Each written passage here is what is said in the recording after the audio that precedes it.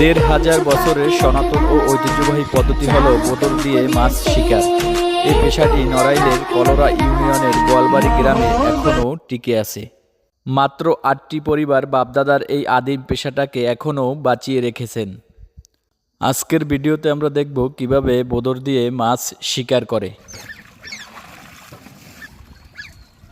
এই বোতলের কাজ হলো তারা পানিতে নেমে মাছ তারাইয়া জালের মধ্যে দেয় এবং সেই মাছ তারা তুলে নিয়ে আসে। বোতল কি পানির নিচে চলে গেছে না? এই ডুবে ডুবে মাছ তারায়।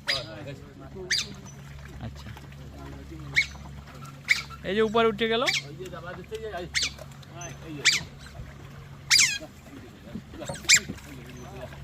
আপনারা আমার সামনে দেখতে পাচ্ছেন ঐতিহ্যবাহী একটি প্রাণীর যে বোতল, যার অস্তিত্ব এই বলে চলে। বাংলাদেশের একমাত্র নড়াইল অঞ্চলে এই গোয়ালবাড়িতে তারা কয়েকটা পরিবার এই পেশাটাকে ধরে রেখেছে।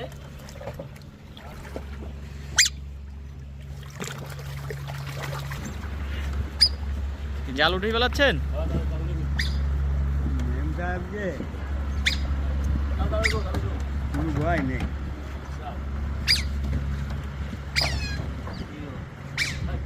বোতল দিয়ে আপনি কত বছর মাছ শিকার করেন? আমি শিকার করতেছি এই 30 বছর শিকার করতে 30 বছর। এটা কি আপনার পূর্বপুরুষের পেশা? হ্যাঁ, আমার পূর্বপুরুষের পেশা। আপনার বাপ দাদারা করতো? আমার বাপ দাদা করতো।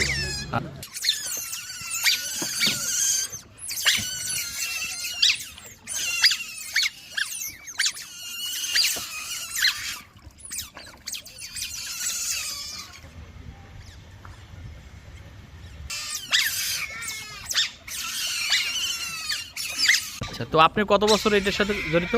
আমি আমার বাড়ি ধরো 50 বছর। হ্যাঁ, তা তোমার আমার 18 বছর 20 বছর আমি এই কাজ শিখেছি আমি। আচ্ছা আচ্ছা।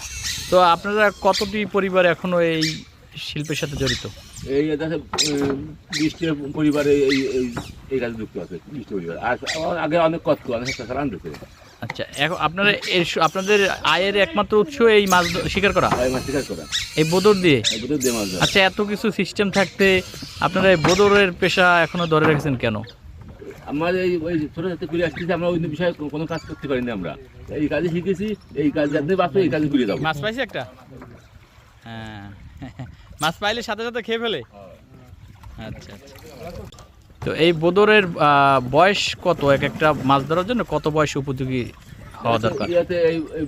এই 20 বছর পর্যন্ত বাঁচে, আমার ভালো কাজ করে, 10-15-12 বছর পর্যন্ত কাজ করে ভালো। বয়স হয়ে গেলি ডুবে শীতে মাঝে তো কাজ করতে পারে না, আবার চেঞ্জ করে দেবার, আবার ফিরে আবার জোয়ান ধরে কিনতে।